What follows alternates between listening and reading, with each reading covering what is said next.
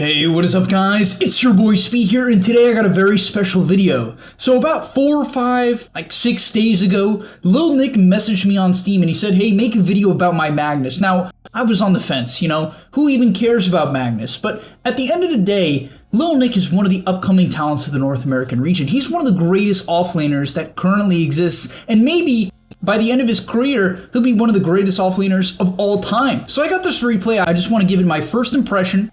See what, makes him so passionate about this hero, because he told me the main reason he wins on Magnus and I don't, I've really been struggling on Magnus, is the passion he puts into his performance. Whatever that means, I have no idea what that means. But alright, let's get into it, and I'll see you there. Also, I want to tell you guys that if you've been struggling with solo queue and you're looking to get to the next rank, I'm going to be able to help you. Like, literally, with the Game League website, I'm going to give you guys guides that are going to make it unbelievably clear on what you need to do. So if you've been stuck in the solo queue grind, you don't know what to do, and you want to become absolutely broken, but actually you want to become much, much better at Dota, and you want to take it more seriously, the Game League website is going to help you do that. So click the link down below, I'm going to help you get to the next rank, and I'll see you there.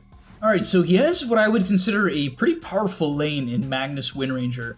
Shockwave is honestly one of the best laning abilities in the game, because it drags the opponent towards you and slows them, which basically means Magnus has 4 base armor, pretty good, 305 movement speed, good base stats, good base damage, and a really good level 1 nuke. It's only 80 mana as well.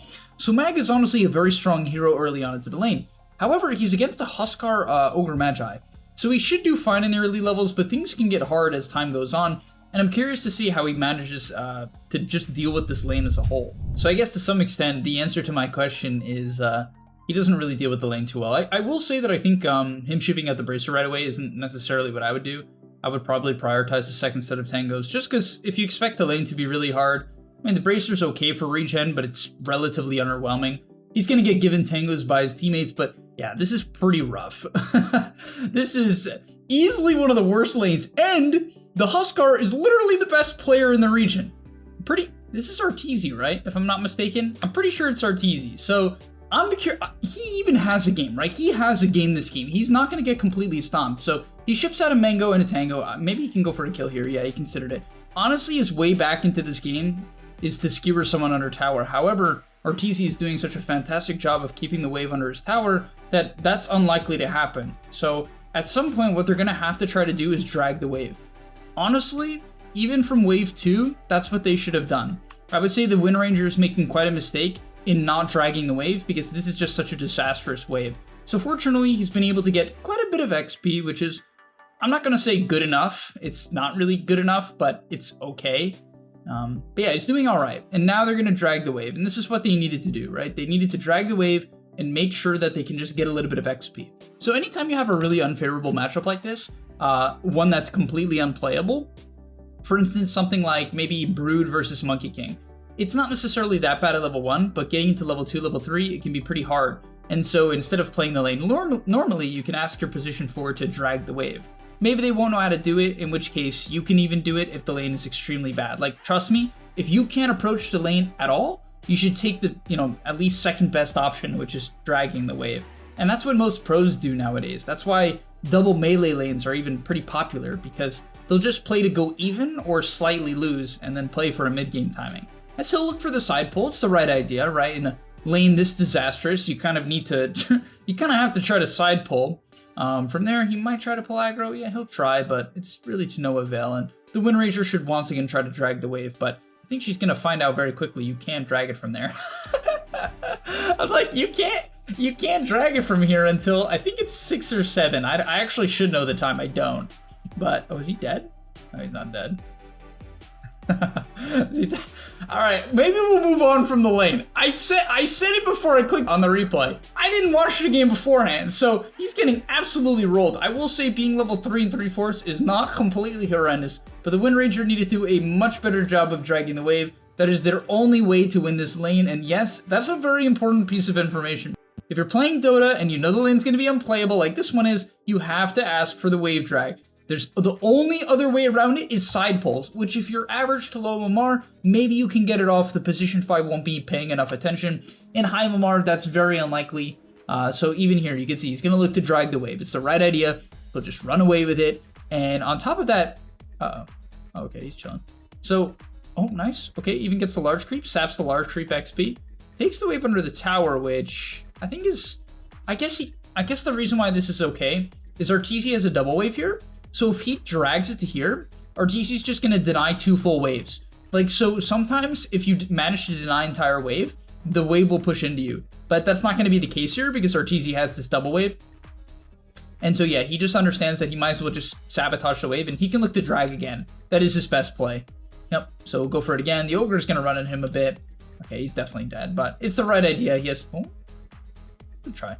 But yeah, I like that he's being creative, and frankly, most people would just, if they were put against Arteezy, would have like 3 CS right now instead of 15.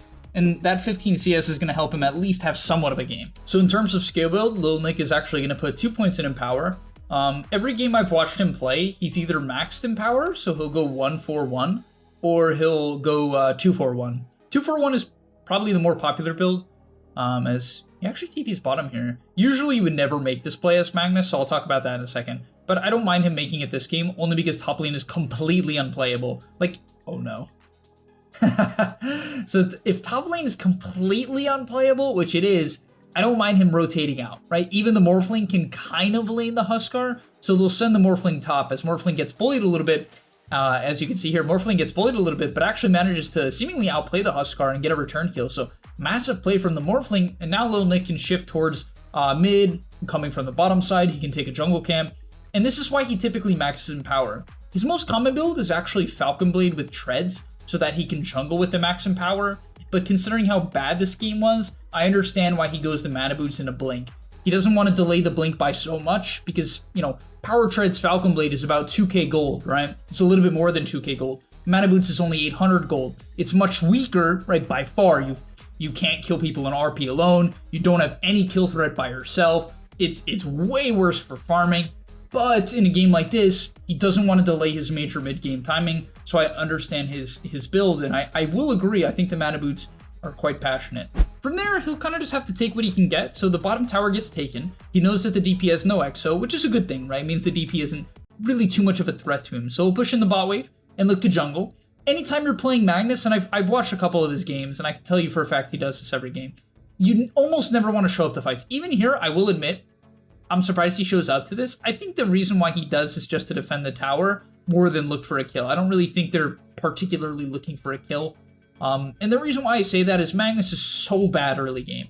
So bad. Skewer is practically useless unless they really mess up and walk melee range of you, which honestly in the average pub, maybe that happens.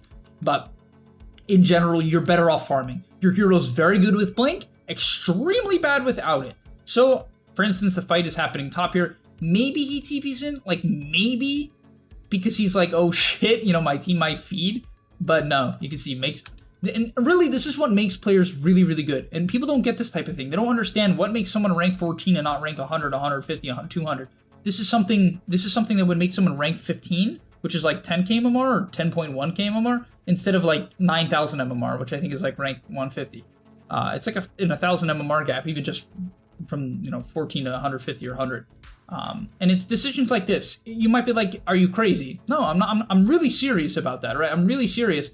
Yes, this big team fight's happening, but he understands he'll be pretty useless in it, so he just hits his timing. And now he'll likely look to show up. Not immediately, right? I don't think he'll show up immediately. But for instance, maybe he'll look to skewer mid tower here, right? Void Spirit's a bit of a hard kill. That's definitely a tough one. They would have to follow up with Fisher. All right, so we got a team fight likely coming up here as the Shaker jumps in and one-shots the Snapfire. That was interesting. So the main thing he needs to do this game is Empower Morphling. And Empower on Morphling, it seems really bad. It's like Morphling Mag has no synergy, but that's not really true. It's actually not true at all. And the reason why is Morphling has so much base damage that Empower gives him an insane amount of damage, because Empower only gives you damage based on your base damage, right? It gives you a percentage, I think it's 40%. 36% of your base damage. So it actually gives Morphling more base damage than a hero like Phantom Assassin, for instance, who doesn't have nearly as much agility. So that's pretty good. Now, okay. We'll go for the 2-man RP. Honestly, usually you don't want to RP like that. It's kind of a tough situation. Maybe they win the fight anyway, but the reason why you wouldn't necessarily want to RP like that is because the Huskar is just unlikely to die. The Huskar is just very unlikely to die during the RP. He's just a little bit too tanky, and they don't really have a burst damage hero in position. So in the early game, RP isn't really this insane ability. Typically, it still needs to be followed up with like a nuke to kill people, like early game nukes. But okay, they're actually going to win the fight anyway. Morphling completely popping off. Putting in work here. All right, so we got a Roche fight breaking out. This is intense. These are really hard. So he just wasted skewer, unfortunately. Doesn't have horn toss yet, so it's really hard to skewer. As the DP is walking into the Morphling. Morphling makes a really bad play and pops this Manta. Because now he can get silenced by DP, and I imagine he has no BKB, but okay, apparently it doesn't matter. They get the Aegis. I like that he doesn't over-initiate. Could actually just RP the Huskar here. Might be a good idea. Okay, he'll opt to hold it. Huskar just dies. All right. Might have an opportunity for an RP here. He's going to hold it. Okay, so a lot of people would be really disturbed by the fact that he doesn't RP here. But the reason why is he understands the concept of follow-up, right? This guy has no abilities. It's a support undying. This guy's a support wind who doesn't do shit either. RPing them would do nothing. What he's looking at is his Morphling, and that's really good. Most players don't have the discipline for this, so he's not going to make any crazy play. He'll just kind of throw out a couple spells. This is kind of the unfortunate part about Mag. Honestly, if the hero, the main advantage of Magnus as a hero is mid to late game repositioning, which he doesn't have the horn toss yet, so unfortunately he can't do that. And that's why falling behind on Magnus is kind of sad. RP is just not, it's really not a great ability. I'll keep it real, like early game, right? It's very hard to use it effectively. But the main thing I was saying is that I think he did a great job that fight of focusing on following up the damage. Most initiators have no concept of this. The only thing they look at is how many people can I hit with my spell. That's it. And I'm talking about you. You know you're one of those people. All you do is just go in. It's not based on who can follow up. It's not based on how much damage Morphling does to Huskar. It's just, you just see a bunch of heroes and go. And that's all it's based off. And that's why, frankly, Lil Nick is way better than you. All right, so he's got the horn toss now, which means he can extend up a little bit. The only thing he has to be careful about is ever since, and I'm sure he knows this, ever since the horn toss got nerfed, people can BKB it. So you kind of have to be aware of the fact that horn toss is not what it used to be. Heroes in general, I think you can like waveform out of it on Morphling. I think Void Spirit can dissimulate if he's fast, like, because it only, maybe it roots you, I don't know, but it definitely doesn't stun you. So, okay. Fight breaks out here. Looking for a horn toss. Could even go for more. So typically after you get a pick off, it could be a situation to look for more. Okay, so he's actually just deciding to push out the top wave and prioritize getting his Aether Lens as his team pushes bottom. But immediately when he sees sees a bunch of heroes show up, he is actually going to TP bottom and look for the fight. So his main objective likely is to just immediately look for a horn toss. He could go for it on anyone. Maybe an opportunity for an RP here. Oh, probably gets a little bit too close. Yeah, he kind of messed up a bit on his positioning there. His better route was to walk to this tree line so he could get RP from out of vision. And the main reason why you would want to do that is just so you don't get hit by some random bullshit that's going to cancel your blink, or so that some Ogre Magi doesn't run at you. You definitely don't want that. So unfortunately, he'll kind of get bodied out here. Yeah, he'll have to blink out. That's a disaster.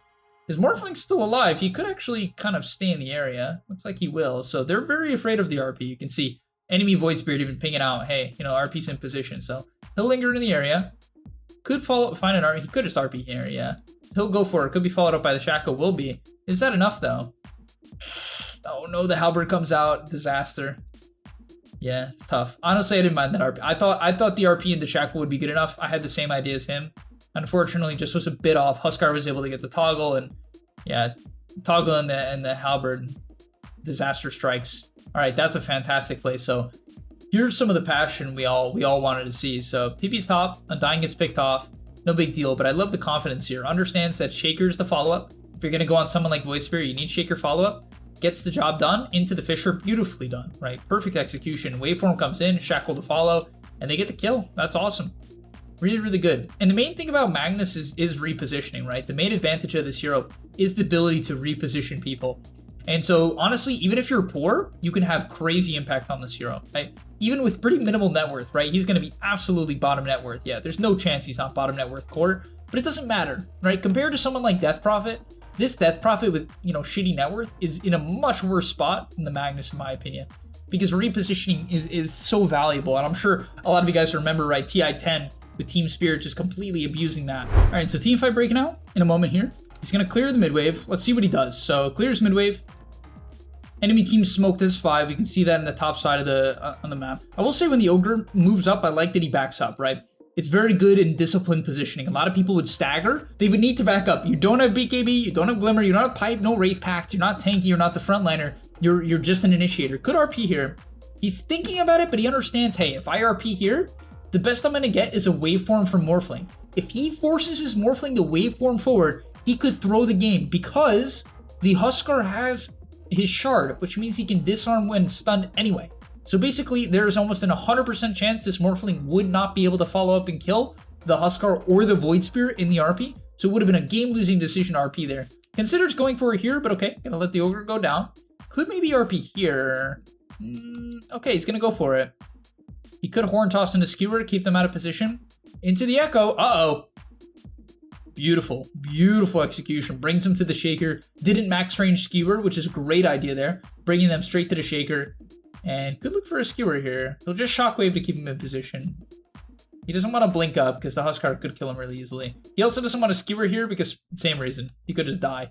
So great Glimmer onto the Morphling. He'll try to TP out. Nope.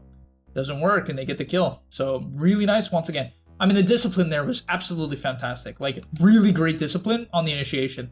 Most people just overforce. Like, I know I'm saying this a couple times per video, but he's playing Magnus. The whole point of the hero is to initiate and disable people, right? And he's doing that incredibly well in the mid game.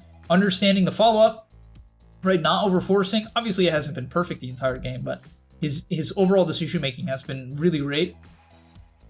And you can see it, right? Especially in that fight. Most people would have just gone for the 3-man RP. Oh my gosh, I have a 3-man RP. And then, like, the people wouldn't die. They'd be like, my team sucks. There's no follow-up. All right, so he goes in for the... So this was probably not... I mean, I don't really think he's the person who's supposed to try to stun the go on the pit.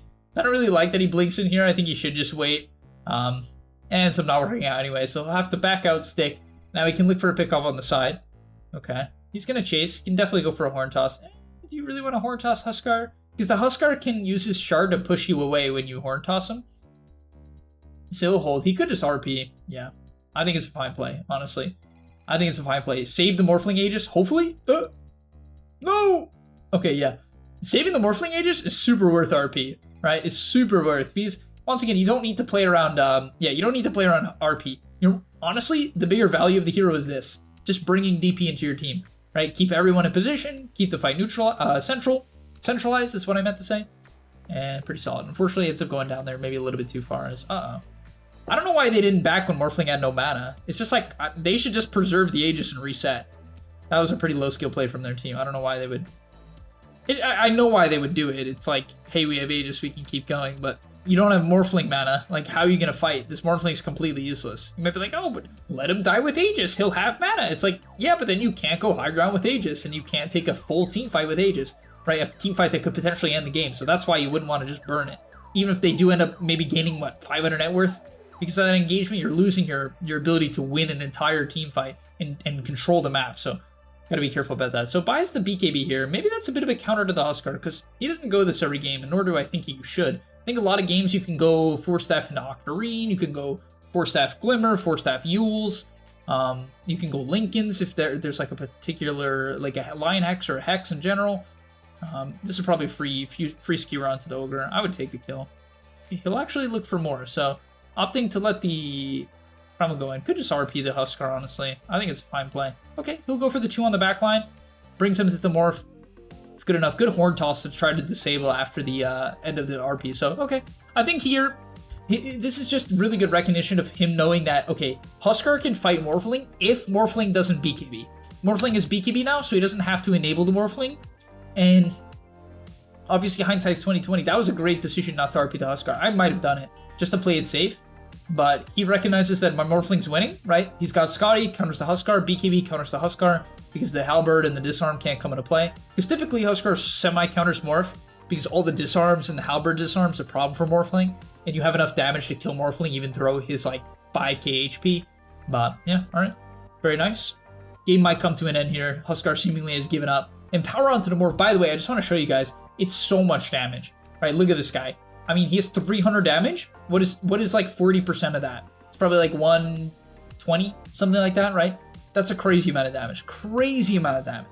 It's insane how much damage and power it gives heroes like Morphling. Another good example of that is like Terrorblade, right?